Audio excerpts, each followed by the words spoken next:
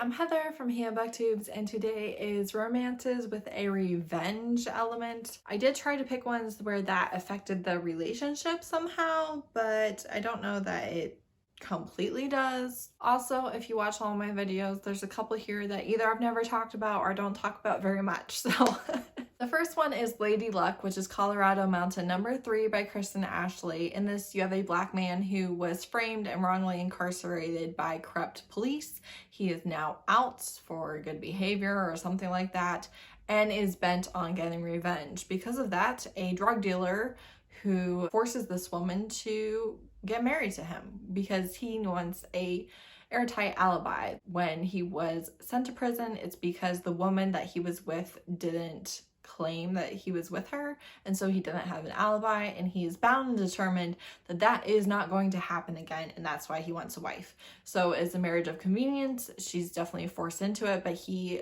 doesn't make her get married to him. He does offer to get rid of the drug dealer. The drug dealer has a hold over her life because of her ex-boyfriend, and she basically has to jump when he says jump. So she's stuck, and her new husband offers to take care of that for her if she stays married to him until he's done with this. She is going to fall hard, and he is going to be a jerk. So just be aware of that. And this definitely does deal with racism and corruption. So if you don't want to read about that, then don't read this one. It is an interracial relationship. So I loved it. I'm pretty sure I cried. Yeah, the third act breakup was very emotional for me. Then I have Fury, which is New Species number 1 by Laurann Dohner. This is a paranormal romance where the new species have animalistic traits, but they are not shifters. They were made basically by a evil scientific pharmaceutical corporation as test subjects. And in the first book, they are still imprisoned. And the main character is a nurse who risks everything to get the news out, but also kind of has to betray the hero. He doesn't have any idea that she's trying to save him or that she has the evidence or any of the things. So when they gain independence, the United States basically gives them their own land to be a sovereign nation because the US government was funding the pharmaceutical company, and so they're doing damage control. She's there helping. She's been very active, and he takes one look at her and tries to kill her. This is Fated Mates. It is also the first time a new species has mated with a human, and so there's quite a few things that they are worried about and don't know, and you know, people are trying to control their relationship so that they don't have a PR nightmare on their hands, all of that. And also this series does deal pretty heavily with religious opposition. So there's a lot of religious groups that are trying to kill the new species, that think that they are an abomination because they weren't created by God and things like that. So do be aware of that element. But the new species are basically cinnamon rolls who love their fated mate and will do anything for them. I really love this series. Then I have Unhinged, which is Necessary Evils number 1 by Onley James. This is a male-male romance, and it is by a female author. So know that going in, but it is a sociopath / psychopath, and they are an entire family. They're all adopted. They were all picked because they're sociopaths or psychopaths, basically to be the necessary evil to kill rapists and pedophiles and people who deserve it, right? And they're funded by a billionaire who adopted them all, and it's kind of a social experiment. And the entire series is male-male romance. So the first one, our sociopath kills the main character's dad because he was a pedophile, and it turns out that he was also abused by him. So there's a lot of content warnings around child abuse, sexual trafficking, child trafficking, pedophile rings, all of that. I did not feel like it was super explicit on page, but it does revolve heavily around that, if that makes sense. So it never made it like trauma porn for me, but it is a heavy theme in the book as well. And the sociopath is just obsessed with him. You have dual POVs, which I love, and he can calm him down and can keep him from losing it. I really enjoyed watching them try and take revenge on everyone who had harmed him while also being obsessed with each other, and I am looking forward to continuing the series. Then I have Your Dad Will Do, which is a touch of taboo, #1 by Katee Robert.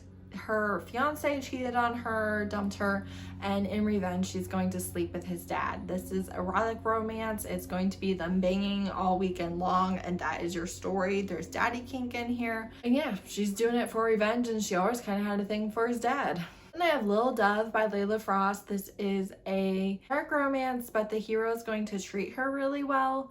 So and there's also age gap. He kills her dad because her dad owed him money and she was in the house and she's a witness, and instead of killing her, he takes her. He had no idea that she existed. She wasn't supposed to be there. He didn't know. And he owns a bunch of casinos, and he takes her when she's 17.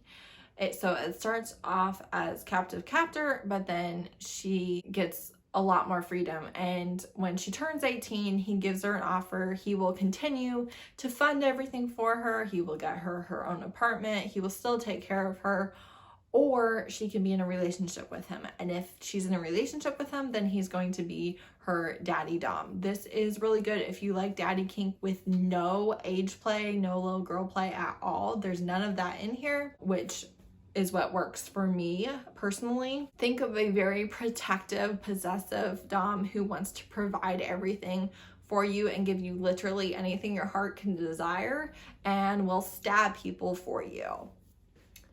I'm sorry, what more do we need out of life? Literally nothing.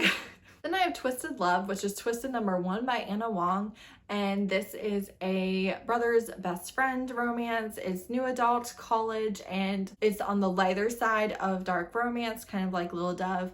So he's going to be a little bit of an a-hole to her, but he's never going to be abusive or terrible to her, and he is bent on revenge. You find out why. There's also content warnings for like child abuse and trying to kill your family members and trying to frame other family members, things like that, so be aware of that. But it's enemies to lovers. It's very steamy. It's grumpy sunshine, and I really enjoyed it. Lastly, I have A Heart, Blood, and Ashes, which is The Gathering of Dragons #1 by Milla. Vane. If you're familiar with my channel, you know I talk about this all the time. I don't freaking care. It's my favorite fantasy romance right now.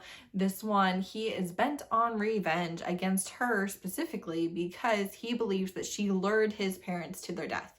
She is a princess of a rival country, and her father executed his parents. Also, there are content warnings for rape. His mother was raped. Her mother was raped, so even though she is not a survivor, it is still mentioned quite a bit. There's also content warnings for death of animal, miscarriage, things like that. So be aware. She is disabled, she has a limp, and she's also very physically weak. She's been locked in a tower her entire life, and she and her mother, but her mother had the gift of sight, and so she was able to tell her daughter about the world and about him. And she thinks that he would be a great husband, but he thinks that she helped kill his parents, so he kind of wants to kill her, but she's incredibly smart, talks him into not killing her, that it would not be helpful because it would just clear the way for her dad to rule the country forever. And she wants them to get married and have a baby, and she wants to rule her country.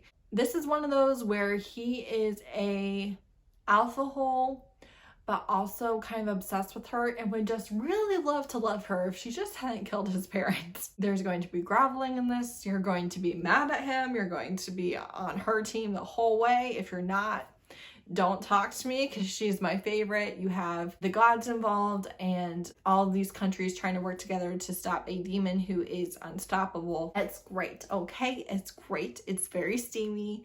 If you like fantasy romance or dark romance, put them together and you get perfection. And it's my favorite, so not sorry for bringing it up again. That said, those are all of my romances with a heavy revenge element in them. Have you read any of these? Do you want to read any of these? And do you have any recommendations for me? Let me know in the comments. Thank you so much for watching. Bye!